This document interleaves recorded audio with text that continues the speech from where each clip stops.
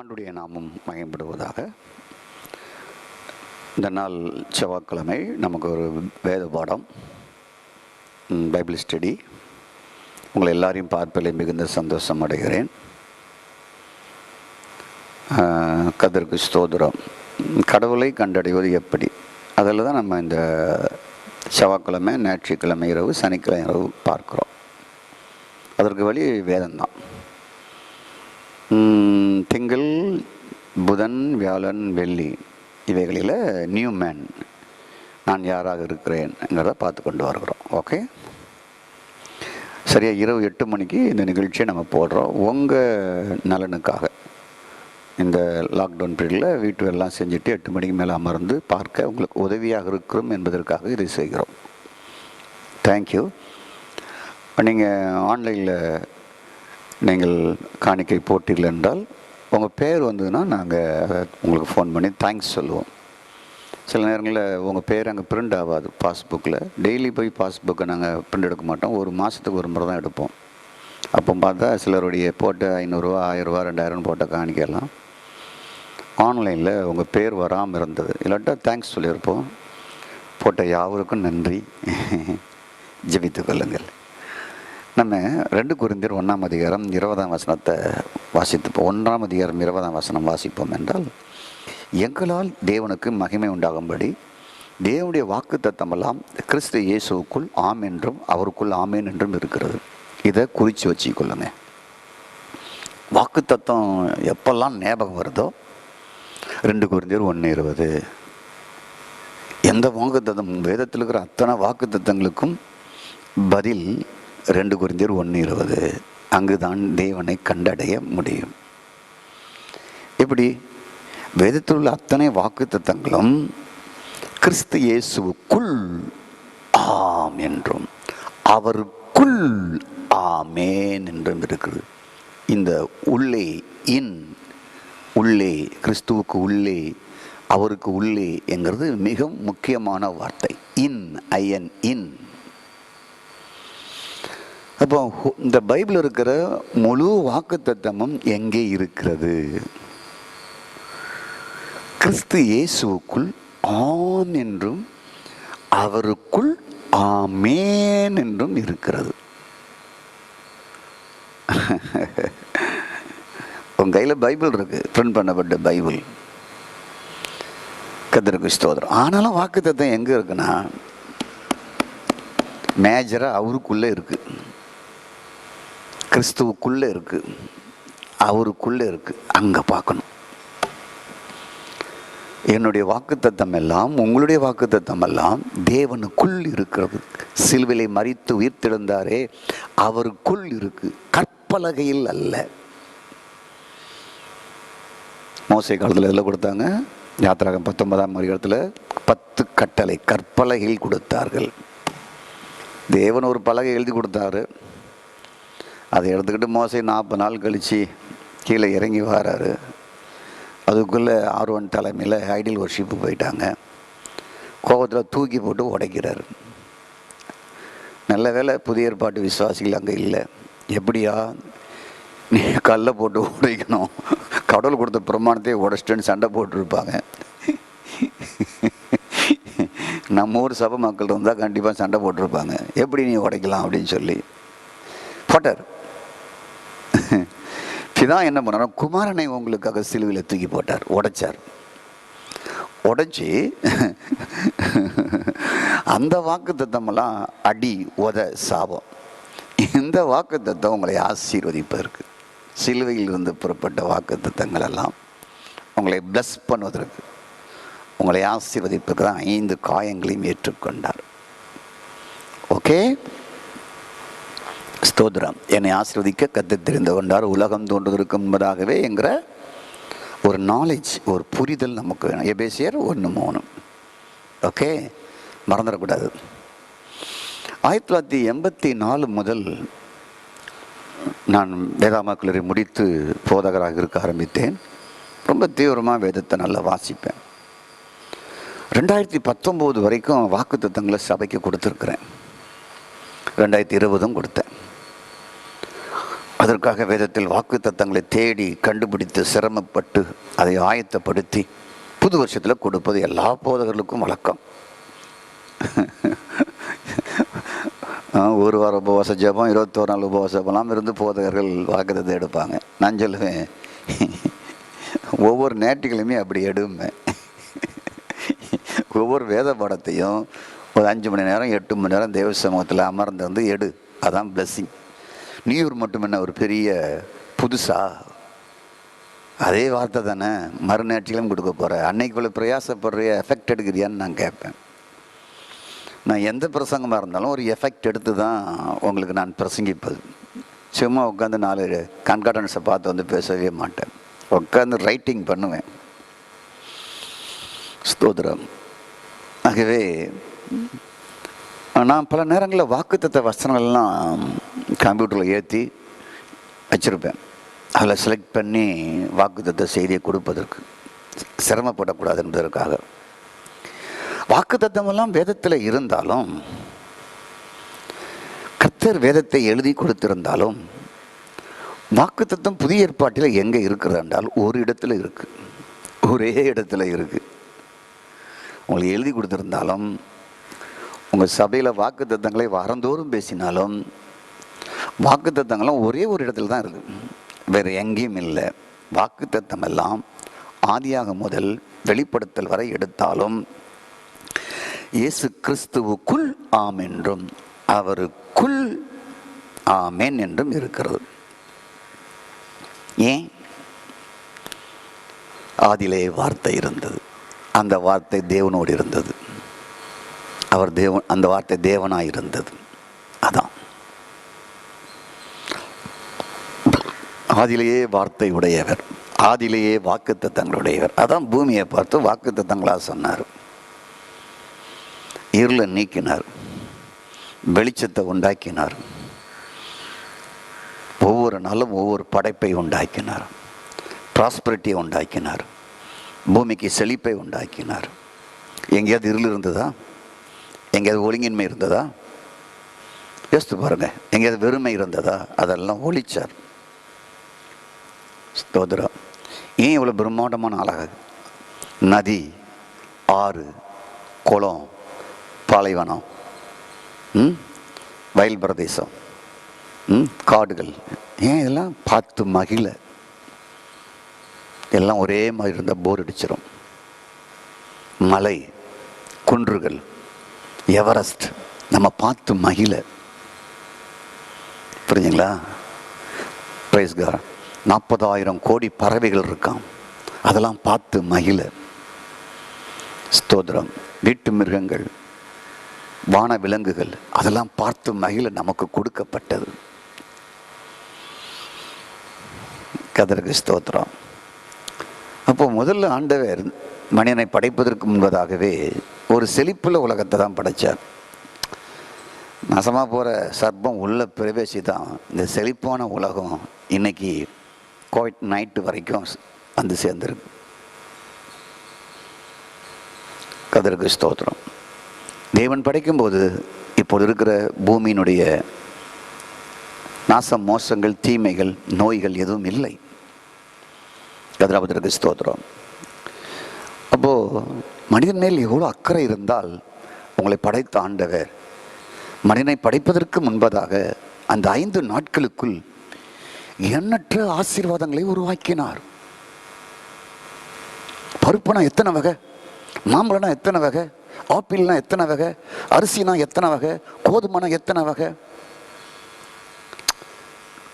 சாத்துக்குடி எடுத்துக்கொள்ளுங்க, அதில் எத்தனை வகை இருக்கு பாருங்க. எலுமிச்சம்பழம், நார்த்தங்காய், கடாராங்க அது இதுன்னு சொல்லி எத்தனை ஐட்டாங்க பாருங்க. பலாப்பழம்னா எத்தனை டேஸ்ட்ல இருக்குன்னு பாருங்க. ஸ்தோத்திரம். வாழைப்பழம்னா எத்தனை டிசைன்ல இருக்குன்னு பாருங்க. நமக்கு தெரிஞ்ச 2-3 தான். வெளிநாடுகள்லாம் பல கலர்ல வாழைப்பழம் இருக்கு. ஓ காட், நம்முடைய தேவன் அவருக்குள் இருந்த வாக்கு தத்தங்களை ப்ராஸ்பரிட்டிகளை அனுப்பினார், செழிப்புகளை அனுப்பினார், வார்த்தைகளை அனுப்பினார். ஒவ்வொரு வாக்கு தத்தங்களையும் சொல்ல சொல்ல சொல்ல சொல்ல சொல்ல விதவிதமாய் விதவிதமாய் விதவிதமாய் விதவிதமாய் எல்லாம் படைக்கப்பட்டது. எதுக்கு? உங்க நல்வாழ்வுக்குத்தான். அது இன்னைக்கும் உண்டு. Okay, thank you. இப்போ வாக்குத்தத்தம்லாம் எங்கே இருக்குது? பைபிள் இருக்குது. வீட்டை தொங்க விட்டுருக்குறோம், சர்ச்சில் தொங்க விட்டுருக்குறோம். அது உங்களுக்குள்ளே இருக்கணும், இயேசுக்குள்ளே இருக்குது. இயேசுக்குள்ளே இருக்குது. இயேசு உங்களுக்குள்ளே இருந்தால் வாக்குத்தத்தங்கள்லாம் உங்களுக்குள்ளே இருக்குது. கர்த்தருக்கு ஸ்தோத்திரம். நம்ம வீடுகளில் சபைகளில் பல வாக்குத்தத்தங்களை போட்டிருப்போம். இப்போ நான்லாம் ஒரு 25 வருஷமாக நெய்வேலியில் வாக்குத்தத்தம் கொடுக்குறேன். சில வீடுலாம் ஒரு 10-15 வருஷத்துடைய வாக்குத்தத்தங்களை அப்படியே கேலண்டரில் அப்படியே போட்டு லைனாக போட்டிருப்பாங்க. பார்க்க ரொம்ப அழகாக இருக்கும். ஸ்தோத்திரம். அப்போது வாக்குத்தத்தம் அவருக்குள் இருக்கிறது. ஒருவன் கிறிஸ்துவுக்குள் இருந்தால் பிரைஸ் காட், புது சிருஷ்டியாக இருக்கிறான். கிறிஸ்து எனக்குள் வாழ்கிறார், குமாரன் ஆவியாக வாழ்கிறார். அப்போ அவரே உங்களுக்குள்ள வாழும் பொழுது அவருக்குள்ள இருக்கிற வாக்குத்தத்தங்கள்லாம் உங்களுக்குள் இருக்கிறது. அதுதான் தேவனையும் தேவனுடைய ஆசீர்வாதத்தையும் பெற்றுக்கொள்வதற்கு ஒரு வழி. தேவனை கண்டடைவதற்கும் தேவன் வாக்கு தத்தங்கள் மூலமாக வைத்திருக்கிற அநேக ஆசீர்வாதங்களை உங்க வீட்டுக்குள்ள நுழைய, உங்க வாழ்க்கையில வந்து சேர, உங்க சந்ததிக்கு வந்து சேர வாக்கு தத்தம் உடையவரை உங்களுக்குள் இருக்கிறார். அல்லேலூயா சொல்லுங்க. அதற்கு ஸ்தோத்திரம். அப்போ கர்த்தருக்கு ஸ்தோத்திரம். கிறிஸ்து உங்களுக்குள் வாழ்ந்தால், வாக்கு தத்தங்கள் எல்லாம் கிறிஸ்து வழியாக உங்களுக்குள் இருந்தால், வார்த்தையானவரே உங்களுக்குள் இருந்தால், வாக்கு தத்தம் உடையவரே உங்களுக்குள் இருந்தால், பஞ்சம், வறுமை, உன்னதமானவருடைய மறைவின் கீழ் இருக்கிறவனுக்கு எவ்வளோ சேஃப்டி. இப்போ மறைவின் கீழே இருக்கிறீங்க, அவருக்குள்ளே இருக்கிறீங்க. உங்கள் வாழ்வு, உங்கள் ஜீவன் கிறிஸ்து இயேசுக்குள் மறைந்து இருக்கிறது. கொலைசீர் 3:3 எடுத்து வாசித்து பாருங்க. உங்கள் வாழ்க்கை, உங்கள் ஜீவன் கிறிஸ்து இயேசுக்குள் மறைந்து இருக்கிறது. உங்களுக்கு தெரியாமல் இருக்கலாம், அப்படி இருக்கணும், ஆனால் அப்படி தான் இருக்கு.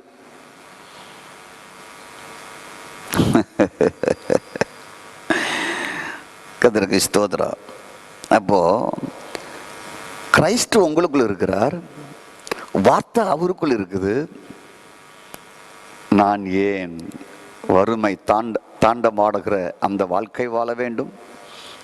நான் ஏன் பஞ்சம் பரதேசியாக இருக்க வேண்டும்? யோசேப்பின் தேவன் அல்லவா, தாவீதின் தேவன் அல்லவா, பெருக்கத்தின் தேவன் அல்லவா, உன் பண்ட பாத்திரங்களால் நிரம்பி வழியும் சொன்ன தேவன் அல்லவா.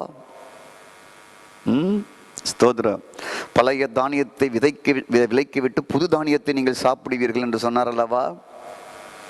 ஸ்தோத்திரம். புது திராட்சை ரசத்தை கொடுக்கிறார் அல்லவா. ஸ்தோத்திரம். அழிந்து போன ஏதனை உனக்கு மீண்டும் தருவேன் என்று சொன்னார் அல்லவா. வற்றாத நீர் ஊற்றாய் உனக்கு இருப்பேன்னு சொன்னார் அல்லவா. நீர்ப்பாய்ச்சலான தோட்டத்தை போல் இருப்பேன்னு சொன்னார் அல்லவா. உங்களை பண்ணையாக, ஆலயமாக, வாசஸ்தலமாக எபேசியர் 2ஆம் அதிகாரத்தின் கடைசி பகுதியில் உங்களை கட்டி எழுப்புகிறார் அல்லவா. கர்த்தருக்கு ஸ்தோத்திரம்.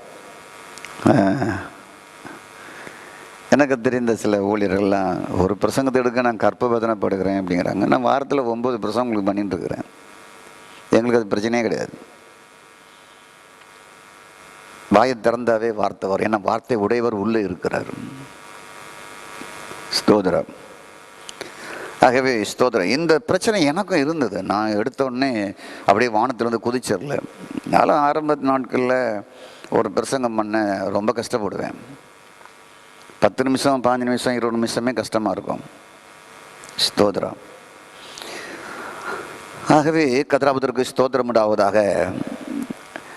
என்னுடைய வாழ்க்கையில் இதுவரைக்கும் எந்த டைட்டில் கொடுத்தாலும் பிரசங்கம் பண்ணுவதற்கு பிரசங்கம் இல்லை என்று நான் சொன்னதே கிடையாது. சிறுபிள்ளைகளுக்கு சொன்னாலும் சரி, சண்டே கிளாஸ் டீச்சருக்கு சொன்னாலும் சரி, மிஷினரிகளுக்கு பிரசங்கம் பண்ணாலும் சரி, போதகருக்கு பிரசங்கம் பண்ண சொன்னாலும் சரி, ஸ்தோத்திரம், எல்லா விதத்திலையுமே செய்தியை ஆயத்தம் பண்ணி நான் வைத்திருப்பேன்.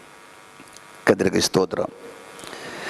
ஆகவே என் அருமையான கர்த்தருடைய பிள்ளைகளே, வாக்குத்தத்தம் எல்லாம் இன்று கிறிஸ்து இயேசுவுக்குள் இருக்கிறது. அப்போ கிறிஸ்து இயேசுவுக்குள் இருக்கிறதெல்லாம் உங்களுக்கு, நீங்கள் அவருக்குள் இருக்கிறீங்க, அவர் உங்களுக்குள் இருக்கிறார். ஆகவே கிறிஸ்து உங்களுக்குள் இருக்கிறபடினாலே, கிறிஸ்து வாக்குத்தத்தம் எல்லாம் அவருக்குள் இருக்கிறபடினாலே, வாக்குத்தத்தம் இல்லை என்று போராடி வாழ வேண்டாம் ஊழியர்களோ நீங்களோ. இந்த வாரம் என்ன பிரசங்கம் பண்ணான்னு நீங்கள் தேடி அலைய வேண்டாம். காலைல எழும்பணும்னா வாக்குத்தத்தங்களுக்காக நீங்கள் புலம்ப வேண்டாம். வாக்குத்தத்தங்கள் உடையவரே உங்களுக்குள் இருக்கிறார். ஆகவே வார்த்தையின் பஞ்சம் உங்களுக்கு இருக்கக்கூடாது, வசன பஞ்சம் உங்களுக்குள் இருக்கக்கூடாது, வசன தெளிவு உங்களுக்குள் இருக்க வேண்டும். ஏனால் மதுரமான வசனம் உடையவர், ஸ்தோத்திரம், தேனிலும் மதுரமான வார்த்தை உடையவரை உங்களுக்குள் இருந்து வாக்குத்தத்தங்களை உங்களுக்கு ஊட்டி விடுவார். அப்போ ஜெபமும் வாக்குத்தத்தங்களும் பார்க்கணும். இந்த வாக்குத்தத்தம் எப்படி சுதந்திரிப்பது, அதற்கு நமக்கு கொஞ்சம் ப்ரேயர் லைஃப் வேணும். சில நேரங்களில் நான் ஜெபத்தை கடுமையாக பேசுவேன், ஜெபத்தை நிப்பாட்டுன்னு சொல்லி. அதை வச்சு பாஸ்டர் ஜெபம் பண்ண வேண்டாம்னு சொல்ல வரமா, இல்லை நீ மனந்திருமாமலே கொஞ்சம் ஜெபம் பண்ணிட்டு இருக்கிறிய, ரட்சிக்கப்பட்டு ஞானஸ்நானம் எடுத்து அதை தான் நிப்பாட்டு அப்படிங்கிறேன். உங்களுக்கு புரியுது? உங்களுக்கு ஸ்தோத்திரம். ரட்சிக்கப்பட்டு 30 வருஷம் ஆனாலும் மனம் திரும்பாமலே இருக்கிறியே, அந்த ஜெபத்தை நிப்பாட்டு, மனம் திரும்பிட்டு வந்து ஜெபம் பண்ணு அப்படிம்பேன். கதிரமுத்திற்கு ஸ்தோத்திரம். இந்த வாக்கு தத்தங்கள்லாம் செயல்படணும் இல்லையா, வெடிக்கணும். அதாவது ஜீவ ஊற்றாட்டம் அது பாய்ந்து ஓடணும். அப்போ தான் செழிப்பு உண்டாகும். கதிரக்கு ஸ்தோத்திரம். ஆகவே நீங்கள் ஒரு வார்த்தையை வாசிக்கிறீங்க, ஒரு வேத பகுதியை வாசிக்கிறீங்க. சரிண்ணா, இன்னைக்கு காலைல வாசித்தீங்களா, இன்னைக்கு பைபிள் வாசித்தீங்களா? வாசித்திருக்கணும். வாசிங்க, விருப்பத்தோடு வாசிங்க, விருப்பம் இல்லாட்டாலும் வாசிங்க. கடைசியில் நீங்கள் விருப்பத்தோடு வாசிக்க ஆரம்பிச்சிருவீங்க. பைபிள் படித்தா போர் அடிக்குதா, வாசிங்க. ஆனால் லாஸ்ட்டில் உங்களுக்கு போர் அடிக்காது, அப்படி மாறிடுவீங்க. மாத்திரை போடுவது கொஞ்சம் கசப்பாக தான் இருக்கும், போட்டுட்டிங்கன்னா அப்புறம் பழக்கமாயிரும். ஆரம்பத்தில் இன்ஜெக்ஷன் போடுவதுக்கு வலிக்கும், ஆனால் பழகிட்டவங்க அவங்க பாட்ட கையை கொடுத்துட்டு போயிட்டே இருப்பாங்க. நானும் போனால் பேசாமல் கொடுத்துட்டே இருப்பேன். எங்கள் வீட்டில் என்னுடைய 7 வயசு பேரன் இருக்கிறான், ஊசி போனால் பேசாமல் கொடுப்பான். அதில் ஒன்றும் ஊன்னு கத்துற மாட்டான். சிலர்லாம் 50 வயசில் ஊசி போட்டாவே ஐயோன்னு கத்துறாலாம் இருக்குது. இருக்கட்டும், அது அவங்களுடைய பலவீனம். கத்திரபத்திற்கு ஸ்தோத்திரம். ஆகவே நான் இன்று வாசித்த இந்த வார்த்தையெல்லாம் கிறிஸ்து இயேசுவுக்குள் இருந்து எனக்கு கிடைக்கிறது. அந்த கிறிஸ்து இயேசு எனக்குள் இருக்கிறார். நான் வாசித்த பகுதி அவருக்குள் இருந்து இது எழுதப்பட்டு இருக்கிறது.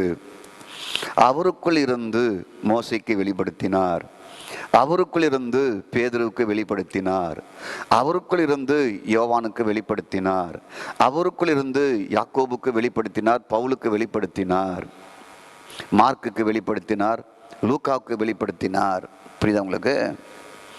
அங்கேருந்து சென்ட் பண்ணாட்டா வராது. பவுல் சொல்லும் பொழுது அவர் தன்னை வெளிப்படுத்த விரும்பிய பொழுது எனக்குள் வெளிப்படுத்தினார். வார்த்தையெல்லாம் அவர் தான் வெளிப்படுத்துகிறார் உள்ள. ஸ்தோத்ரா.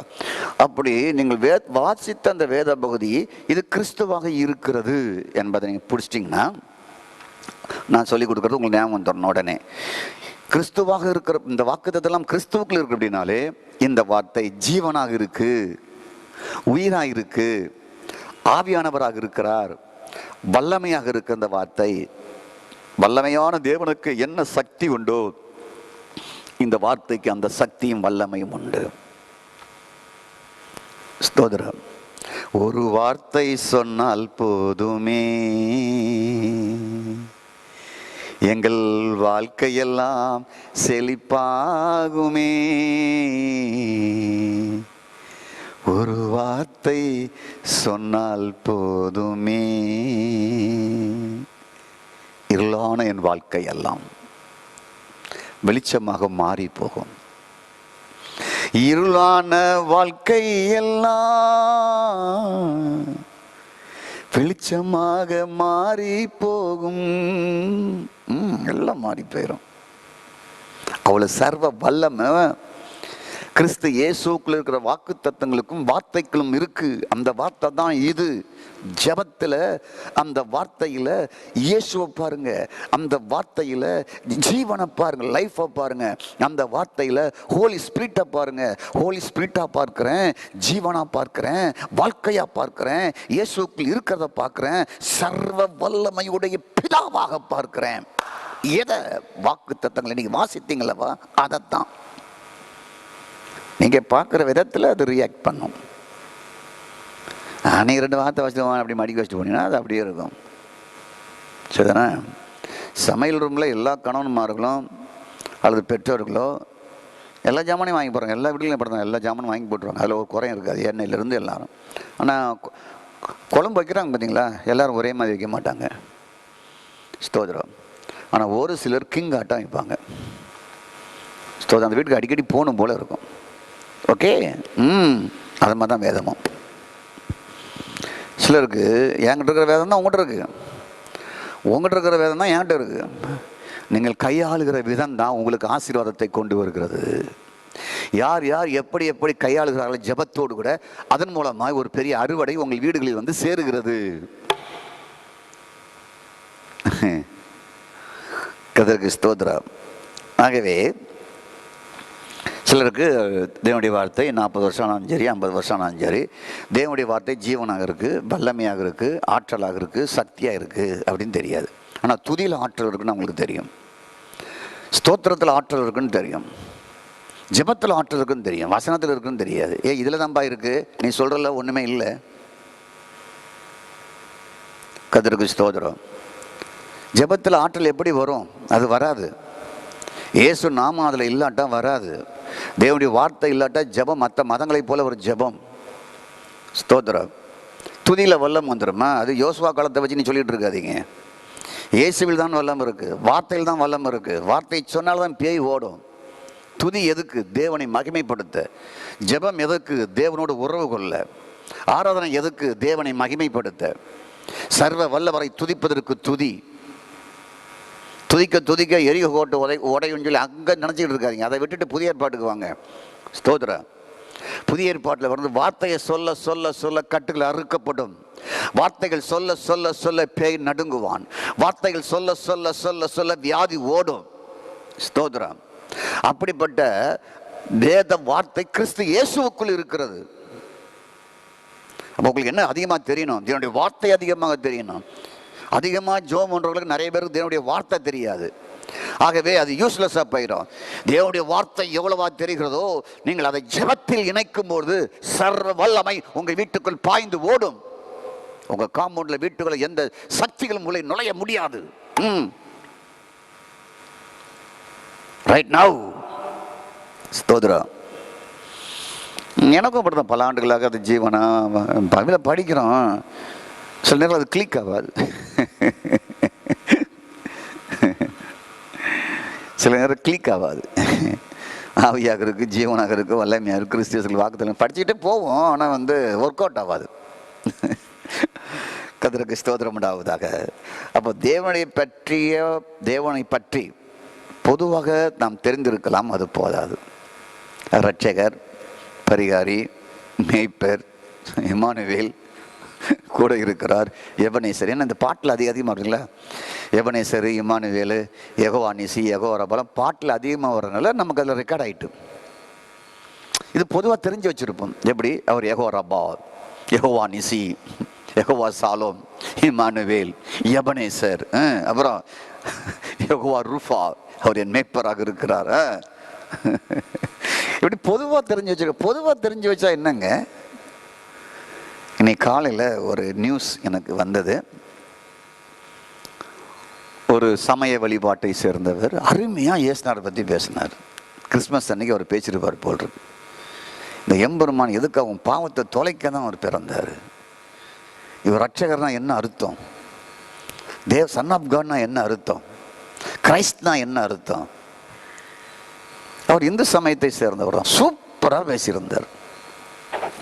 சொல்லிட்டு கிறிஸ்மஸ் வாழ்த்துக்கள், நாம் அவரிடத்தில் எல்லாரும் பாவ மன்னிப்பை பெறுவோம். அவரே தேவன் மனிதனாய் அவதரித்தார். இது பொதுவாக தெரிஞ்சு வச்சிருக்கிறாங்க.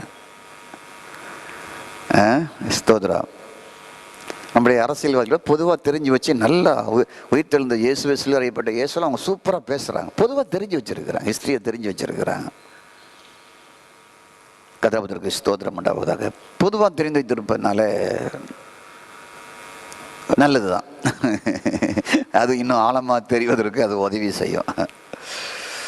கதருக்கு ஸ்தோத்திரம். ஆகவே அநேகருக்கு சில காரியங்கள் பொதுவாக தெரியும், பொதுவாக தெரியும். ஸ்தோத்திரம் உண்டாவதாக. நீங்கள் போய் ஸ்தோத்திரம் உண்டாவதாக நம்ம நாட்டில் இல்லாத ஒரு பொருளை இன்னொரு நாட்டில் போய் சொன்னோம்னா அவங்களுக்கு பொதுவாக தெரியும், ஆனால் அதை பார்த்துருக்க மாட்டாங்க. பொதுவாக தெரியும்.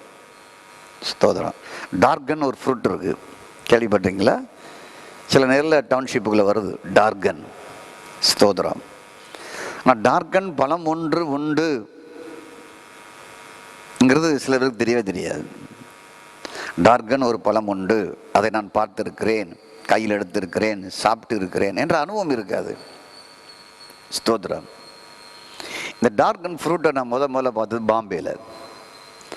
அவங்கள பாஸ்டர் ராஜ்குமார் தான் முதல்ல வாங்கி அதை கட் பண்ணி சாப்பிட கொடுத்தார். அதுக்கப்புறம் நான் நெய்வேலியில் வந்து அதை வாங்கினேன். ஸ்தோத்திரம். அப்போ இதை பற்றி நம்ம படத்தில் பார்த்துருப்போம், முழுமையான அறிவில்லை, பொதுவாக தெரிஞ்சு வச்சுருப்போம். அதுபோல் தேவனுடைய வார்த்தையை பற்றி, தேவனுடைய வாக்குத்தத்தங்களை பற்றி பொதுவாக தெரிஞ்சு வச்சுருப்பாங்க. Thank you Lord. ஸ்தோத்திரம். அது எனக்கு ஆவியாக இருக்கு, ஆவியானவராக இருக்கிறார், அது எனக்கு ஜீவனாக இருக்கு, அது எனக்கு ஒரு வல்லமையாக இருக்கு. ஸ்தோத்திரம். அந்த வாக்குத்தத்தெல்லாம் கிறிஸ்து இயேசுக்குள் ஆமென் என்றும் அவருக்குள் ஆமென் என்றும் இருக்கிறது தெரியாது. ஸ்தோத்திரம். சிலருக்கு நெய்வேலி அதாவது பண்ருட்டி பலாப்பழம் ரொம்ப டேஸ்ட்டாக இருக்குன்னு தெரியும், சாப்பிட்றீங்களான்னு கேட்டால் சாப்பிடலை. இயேசுவை தெரியும், நீ சாப்பிட்ருக்கியா, அவரை சுவைச்சிருக்கிறியா?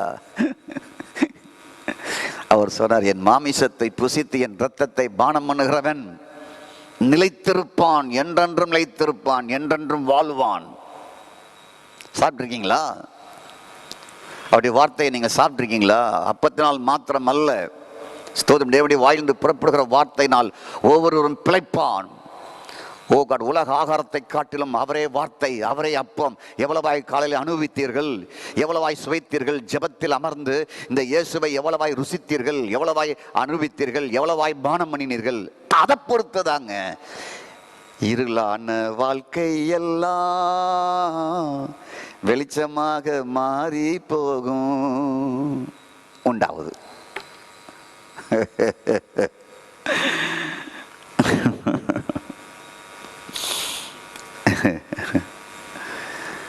அதற்கு ஸ்தோத்திரம். இப்போ ஒரு வேத வசனத்தை நம்ம வாசிப்போம். ஏசாயா தீர்க்கதரிசன புஸ்தகம் எடுத்துங்க. பைபிள் வச்சுக்கிட்டிங்களா? எப்பவும் நான் பிரசங்கம் பண்ணும்போது இல்லை யார் பிரசங்கம் பண்ணாலும் பைபிள் எடுத்து வச்சிங்க, ஒரு நோட்டையும் எழுதி வச்சிங்க. ஸ்தோத்திரம். வச்சுட்டு சொன்ன உடனே வசனத்தை எழுதிக்கிட்டு நான் சொன்னதை அதுக்கப்புறம் உட்காந்து மெமரியில் கொண்டு வந்து நோட்டில் காப்பி பண்ணுங்க. 5 வருஷம் கழித்து எடுத்து பார்த்தாலுமே நான் பேசின முகம் உங்களுக்கு தெரியும். 54:1 பிள்ளை பெறாத மலடியே மகிழ்ந்து பாடு, கற்ப வேதனை படாதவளே கம்பீரமாக பாடு, ஆனந்த சந்தோஷம் இடு. அது எப்படி முடியும்? இது வார்த்தை. ஒரு பிள்ளை பெறாத மலடியை போய் குழந்தை நீ மலடி நீ நல்ல பாடு, நல்ல பாடு, நல்ல பாடுனா அது எப்படிங்க முடியும்? முடிகிற காரியமா? கற்ப வேதனைனா என்னன்னே தெரியல, ஒரு குழந்தையும் பெற்றெடுத்ததில்லை, கல்யாணம் பண்ணி 25 வருஷம் ஆயிட்டு. கற்ப வேதனை படாத ஒரு பெண்ணை கூப்பிடு, நீ கம்பீரமா பாடு, ஆனந்த சந்தோஷம் எடு அப்படின்னா கதை நடக்கவே நடக்காது. அப்ப எதுக்கு எழுதி வச்சிருக்கு? அதை நீங்க தான் சொல்லணும் பாஸ்டர். எனக்கு இதுல ஒரு கேள்வி எழும்பியது. மலடியை பாட சொல்றாரு, மகிழ்ந்து பாடு, கற்ப வேதனை தெரியாதவளே நீ என்ன பண்ண, கம்பீரமா பாடு, ஆனந்த சந்தோஷம் இடு. ஆண்டோடைய வார்த்தைய ஏசாயா மூலமா இந்த மக்களுக்கு சொல்லுகிறார். பாட முடியாதுங்க, கம்பீரமாக பாட முடியாதுங்க, ஆனந்த சந்தோஷமாக பாட முடியாதுங்க. கர்த்தருக்கு ஸ்தோத்திரம்.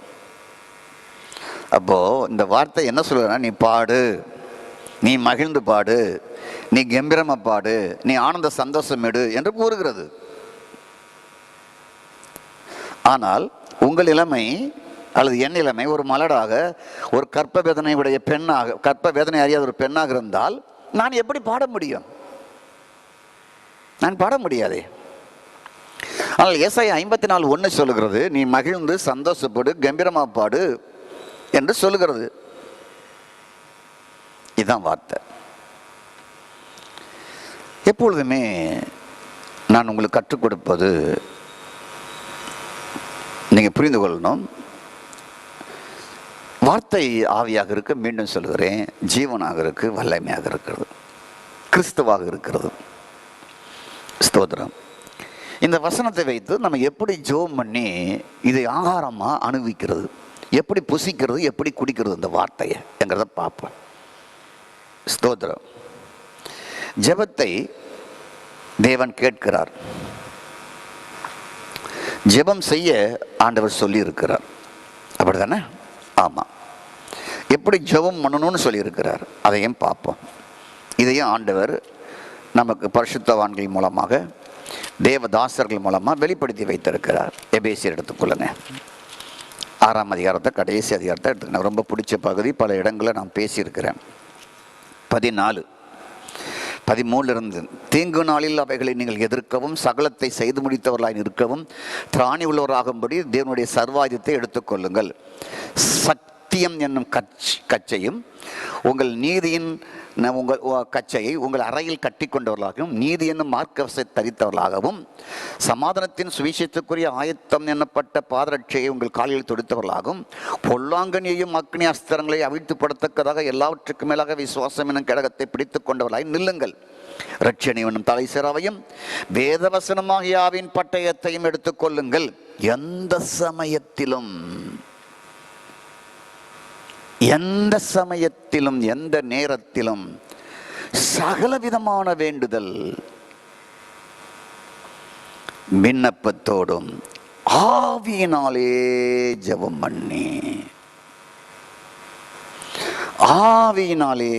பண்ணி ஸ்தோத்திரம். சரிதானே? இப்போ அந்த வசனத்தை அப்படியே வைத்துக்கொண்டு யோவான் 4ஆம் அதிகாரத்துக்கு வாங்க. யோவான் 4ஆம் அதிகாரத்துக்கு வந்து ஸ்தோத்திரம் உண்டாவதாக. ஸ்தோத்திரம். 23ஆம் வசனத்தை பாருங்க. உண்மையாய் தொழுகிறவர்கள் பிதாவை ஆவியோடு, ஆவி உங்களுக்குள்ள இருக்கு, உங்கள் சரீரத்துக்கு வெளியே இல்லை, ஆவியோடு உண்மையோடு தொழுது கொள்ளும் காலம் வரும். தொழுது கொள்ளுதல் என்பது ஜெபம்.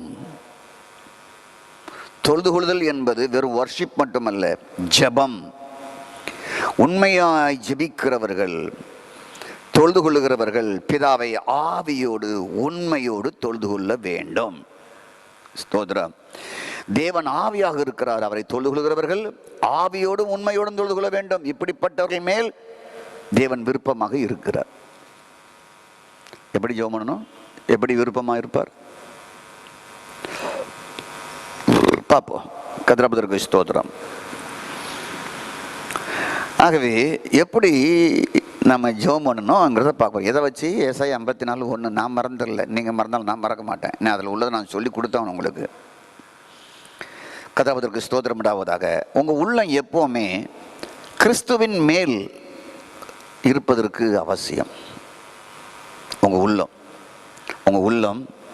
உங்கள் இருதயம், உங்கள் கண்கள், உங்கள் சிந்தை கிறிஸ்துவின் ஆவிக்குள் இருப்பதற்கு நீங்கள் பயிற்சி தேவை. உங்களுக்கு உங்கள் உள்ளத்திற்குள்ள கிறிஸ்துவின் ஆவி இருக்கணும், உங்கள் மைண்டுக்குள்ள கிறிஸ்துவின் ஆவி இருக்கணும், உங்கள் கண்குள்ள கிறிஸ்துவின் ஆவி இருக்கணும். அந்த ஆவி இருக்கணும். ஸ்தோத்திரம்.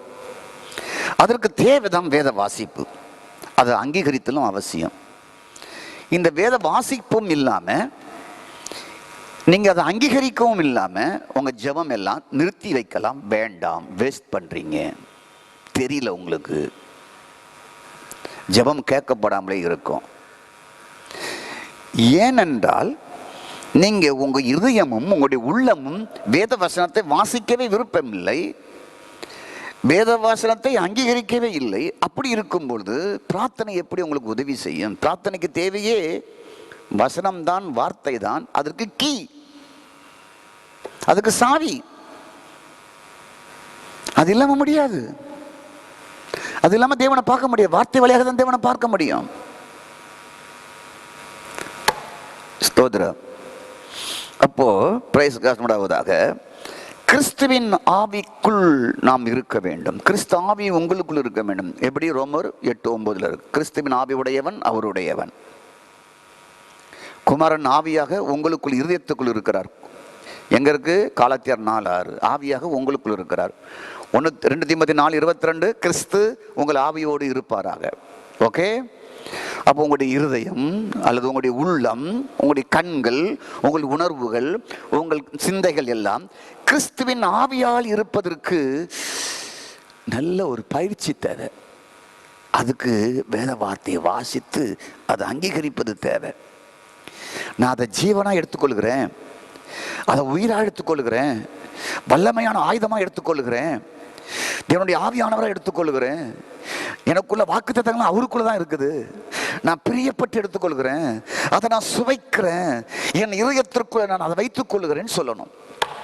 அப்படிதான் பயிற்சி டெய்லி தேவை.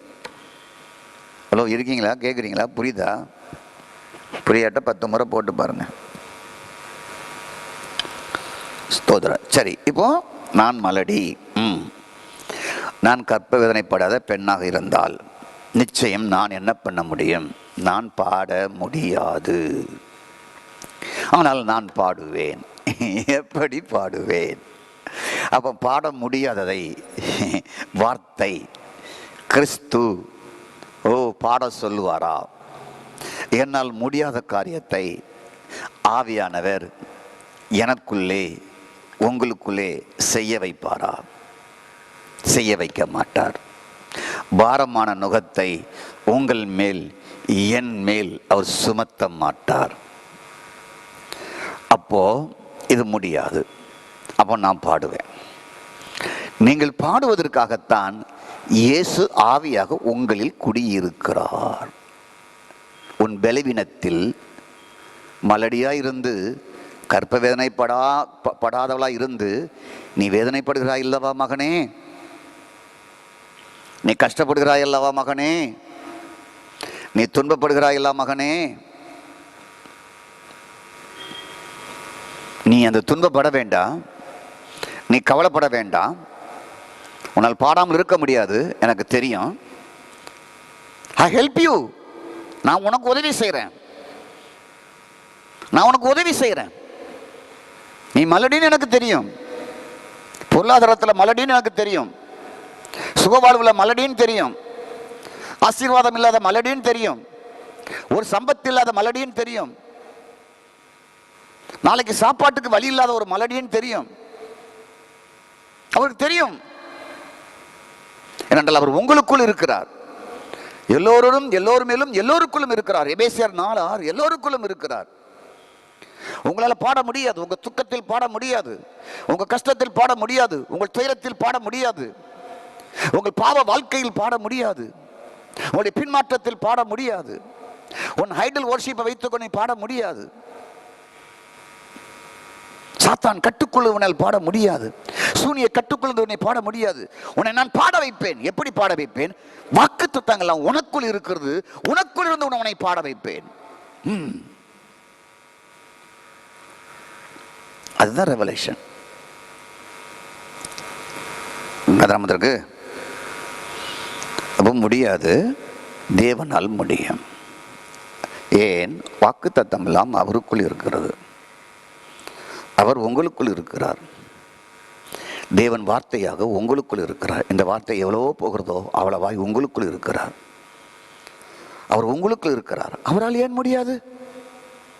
கூடுமே, எல்லாம் கூடுமே, உம்மாலே எல்லாம் கூடும், கூடாதது ஒன்றுமில்லை, உம்மால் கூடாதது ஒன்றும் இல்லை.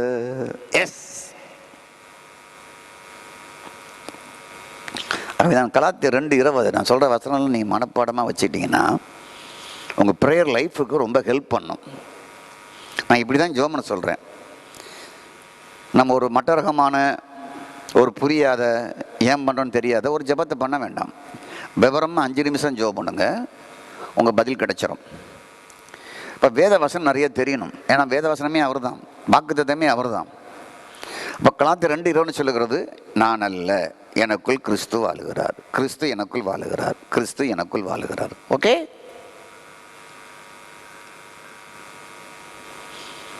ஸ்தோத்திரம். ஆகவே அவர் எனக்குள் வாழுகிறார். ஸ்தோத்திரம்.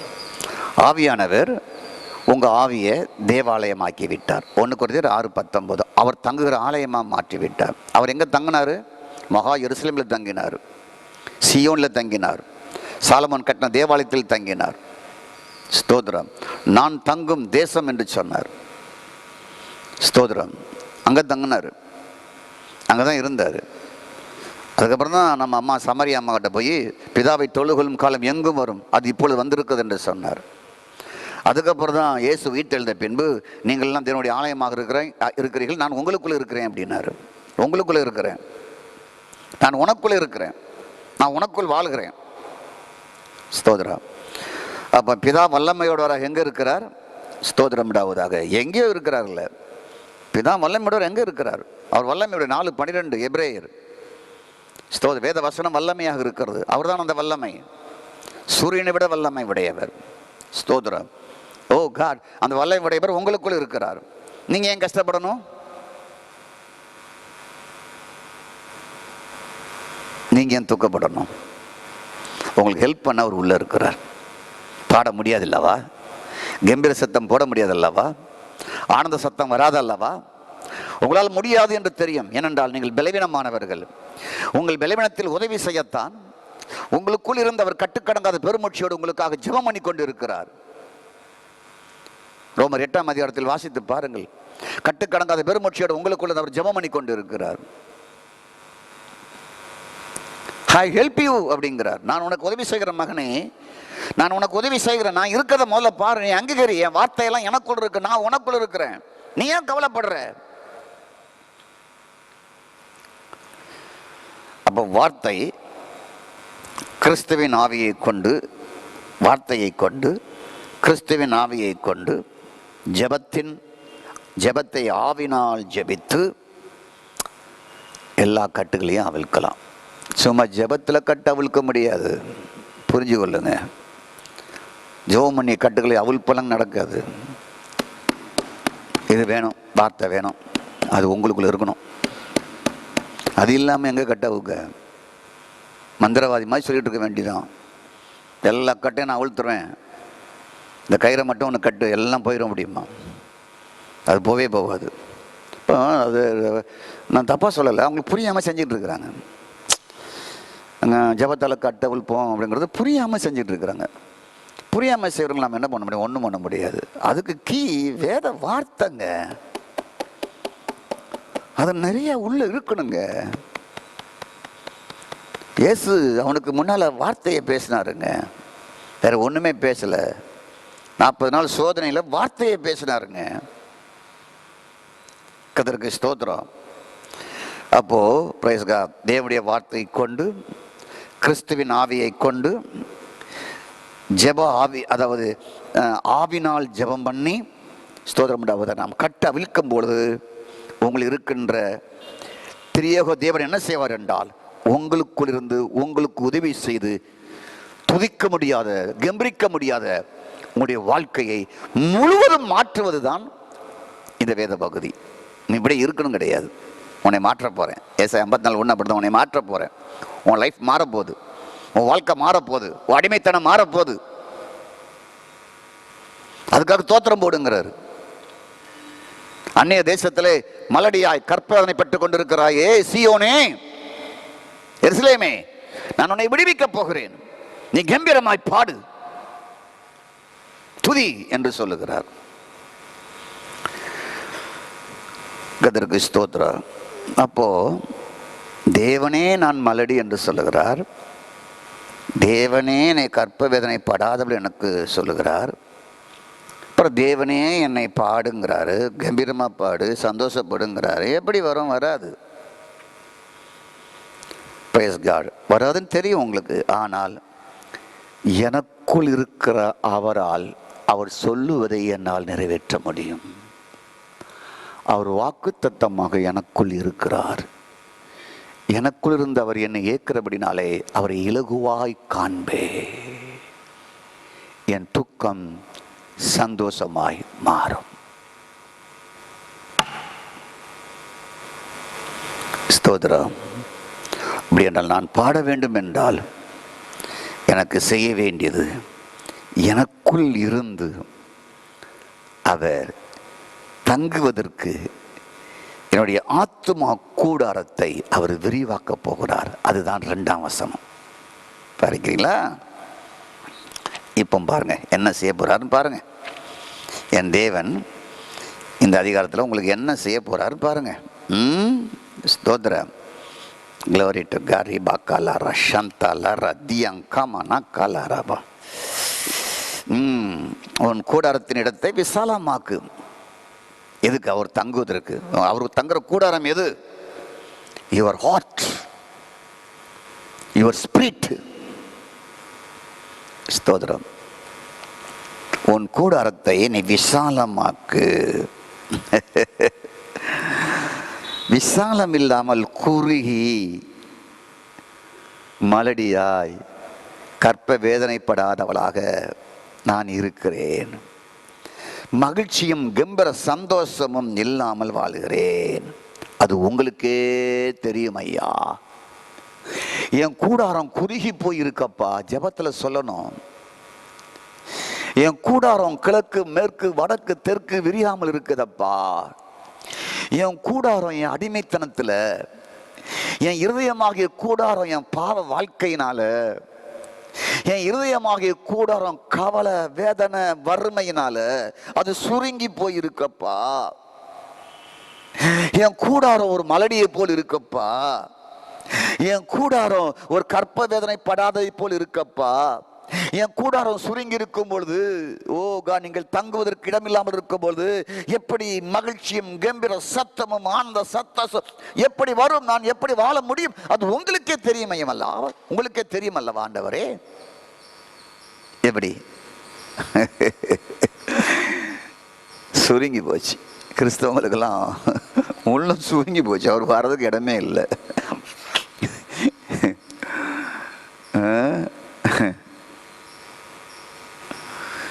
உங்கள் ஆவியில் வாழுகிற ஆவியானவர் உங்க ஆவியை விரிந்த பரப்பாக அகன்ற பரப்பாக மாற்றுவார். அதுக்கு தான் உள்ள இருக்கிறார். அது எலாபரேட் ஆக ஆக, அது எஸ்டாப்ளிஷ் ஆக ஆக ஆக உங்கள் லைஃபே எஸ்டாப்ளிஷ் ஆகும். உங்கள் ஆவியில் இருந்து தேவன், உங்கள் ஆவிலிருந்து கிறிஸ்துவின் ஆவியானவர் அகலப்படுத்துகிறாரா, விரிவுபடுத்துகிறாரா? கிழக்கு மேற்கு வடக்கு தெற்கு அதை விரிவுபடுத்துகிறாரா? உங்களில் இருந்து, உங்கள் ஆவியில் இருந்து ஸ்தோத்திர விரிவடைய செய்கிறாரா? விரிவடைய செய்கிறாரா? இப்படி விரிவடைய செய்யும் என்று சொல்வதற்கு தான் ஜபம். வேற எதுக்கும் ஜபம் கிடையாது. புரிந்து கொள்ளுங்க. என்னை விரிவடையும், என் கூடாரத்தை விரிவடையும், என் கூடாரம் அகலம் ஆழம் நீளம் ஆண்டவரை விரிவடைய செய்யும், என் கூடாரத்தை விசாலமாக்கும் என்று விரிவடைய செய்வதற்காக தான் ஜபம். வேற எதுக்கும் ஜபம் கிடையாதுயா. ஸ்தோத்திரா.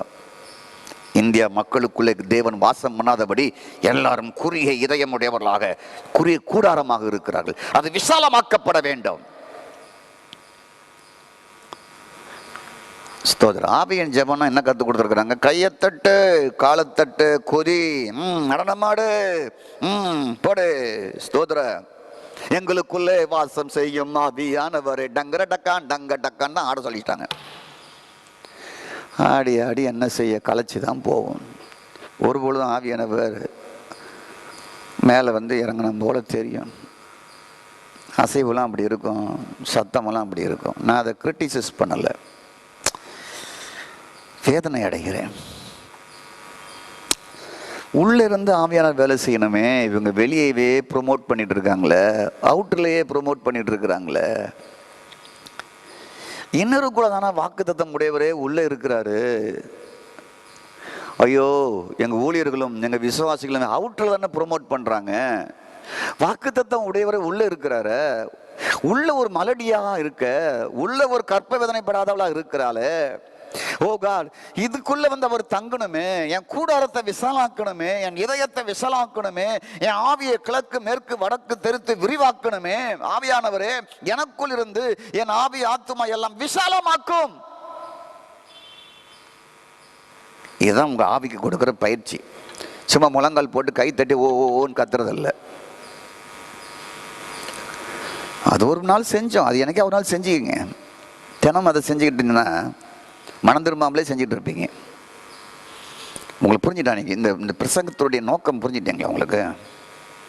அங்கதாங்க தேவனை கண்டடி உள்ள நடக்கணுங்க. மாற்றம் இன்னர்ல நடக்கணுங்க.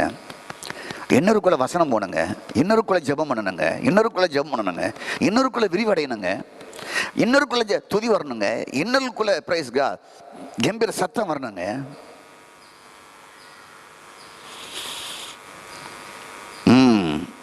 அப்ப என்னுடைய வாஸ்தலங்களை விரிவாக்காமல் இருப்பதனால தான் நான் பாட முடியல, என்னால் துதிக்க முடியல, நான் கம்பீர சத்தம் போட முடியல. வந்த உடனே சம்பளம் போட்டு சர்ச்சுக்குள்ள அப்படி தலையை குனிஞ்சுக்கிட்டு ஒரு முக்காடு போட்டுக்கிட்டு அழுது பிரைஸ் காட்டு விடாவதாக முக்காடு போடாத ஆண்களாக இருந்தால் தலையை குனிஞ்சிட்டு பேசாமல் கவுந்து கிடக்கிட்டே இருக்கிறோம். இப்படியே கிடக்கிறோம். 2 மணி நேரம் 1 மணி நேரம் ஜெபத்தில் வந்தால் ஆள் இப்படியே கிடக்கும். என் ஆத்துமாவே கர்த்தரை ஸ்தோத்திரம் சொன்னாலும் தெரியாது, அது பாட்டில் இப்படியே இருக்கும். வந்ததுலேருந்து இப்படியே இருக்கும். நல்லா ஃபேனுக்கு ஏசிலாம் போட்டு வச்சுருப்பாங்க, சர்ச்சில் நல்லா தூங்கிட்டே இருக்கும். பரவாயில்ல, என்ன செய்ய, நைட்லாம் முழிச்சிருப்பீங்க, வேலைக்கு போயிட்டு வந்து தூங்கிட்டு இருங்க. ரெஸ்ட்டுக்கு தான் சர்ச்சு போங்க.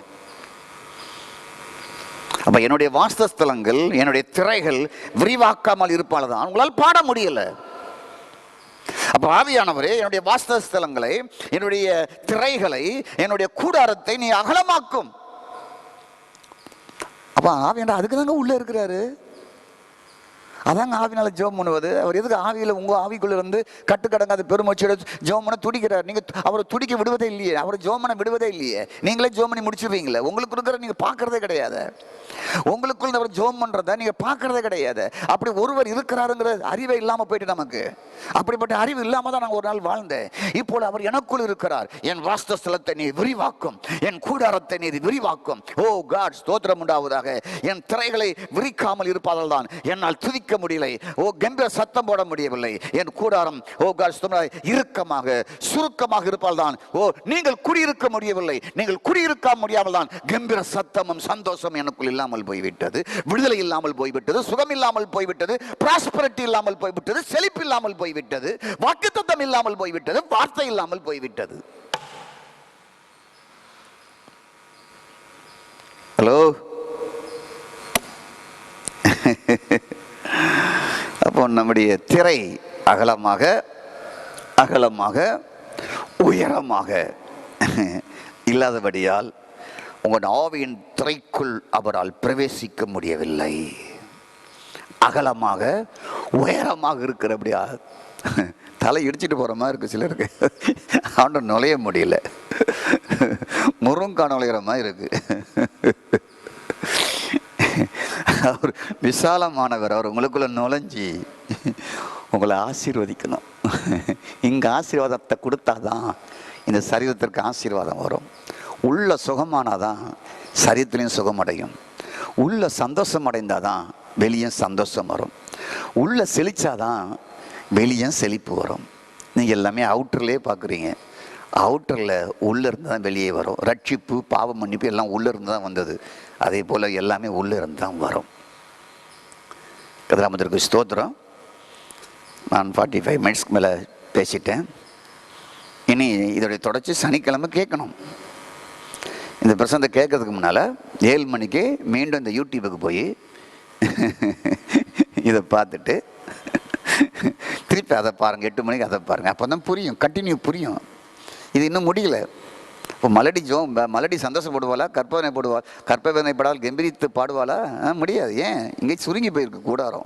அது கீழே கூடாரத்தை பற்றி சொல்லப்பட்டிருக்கு. அதை விரிவாக்குப்பா, நீளம் உயரத்தை விரிவாக்கு, போ காட்டுக்கு போ அப்படிங்கிறாரு தீர்க்கதரிசி.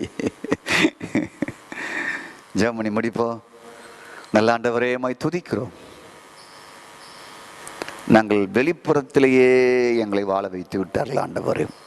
ஜெபம் வெளிப்புறம், கைத்தட்டுவது வெளிப்புறம், அந்நிய பாஷை பேசுவது வெளிப்புறம், எல்லாம் வெளிப்புறத்திலேயே முழு சபையும் கற்றுக்கொண்டது.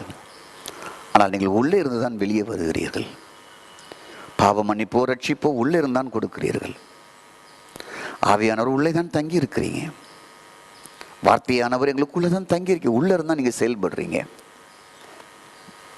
அநேக நேரம் நாங்களே ஜோம் மட்டும் போயிடுறோம். எங்களுக்குள்ள உள்ள ஒரு ஆவியானவர் இருக்கிறார். அவர் ஜோம் பண்ண விருக்கிறார், எங்களுக்கு தெரியாமல் போயிட்டு. சில நேரங்களில் நாங்கள் ஜெபத்தில் உட்கார்ந்தால் கையை கட்டி கொண்டு, கையை பிசைஞ்சு கொண்டு எங்கேயோ பார்த்து கொண்டு இருக்கிறோம். காரணம், எங்கள் கூடாரம் சுருங்கி போய்விட்டது. ஆண்டவர் நுழைய முடியாதபடி இறுக்கமாக இருக்கு, கடினமாக இருக்கு. இன்னைக்கு என் கூடாரத்தை நீங்கள் விசாலமாக்கணும். அதற்குள் நீங்கள் பிரவேசிக்கணும். அங்கே இருந்து நாங்கள் எதெல்லாம் மலடியா கற்ப வேதனைப்படாமல் இருக்கிறோமோ, கற்ப வேதனை என்னன்னு தெரியாமல் இருக்கிறோமோ, கற்ப வேதனை அனுபவிச்சுக்கிட்டு இருக்கிறோமோ, மலடியா இருந்து வேதனை அனுபவிச்சுக்கிட்டு இருக்கோமோ, அதெல்லாம் உடைக்கப்பட்டு இனி மலடி இல்லை, நீ கற்ப வேதனைப்படாதவள் இல்லை என்ற நிலைமை உண்டாகி செழிக்கட்டும். ஆசீர்வாதங்கள் பொங்கி வரட்டும். ஸ்தோத்திரம். நீங்கள் உள்ள நுழைஞ்சாவே போதும், எல்லாமே மாறும். அப்படி மாற்றுங்க. இயேசுவின் நாமத்தில் பிதாவே, ஆமேன், ஆமேன். தேங்க்யூ. God bless you. மீண்டும் என்னுடைய தொடர்ச்சியை சனிக்கிழமை இரவு 8 மணிக்கு பார்ப்போம். God bless you. கர்த்தர் உங்களை ஆசீர்வதிப்பார். உன்னதமானவரின் உயர் மறைவில் இருக்கிறவன், சர்வ வல்லவரின் நிழலில் தங்குவான். இது பரமசிலாக்கியமே. சர்வ வல்லவரின் நிழலில் தங்குவான். இது பரமசிலாக்கியமே. அவர் செட்டையின் கீழடை காலம் புகவே தம் சிறகுகளால் மூடுவார். அவர் செட்டையின் கீழடை காலம் புகவே தம் சிறகுகளால் மூடுவார். அவர் செட்டையின் கீழடை காலம் புகவே தம் சிறகுகளால் மூடுவார். அவர் செட்டையின் கீழடை காலம் புகவே தம் சிறகுகளால் மூடுவார்.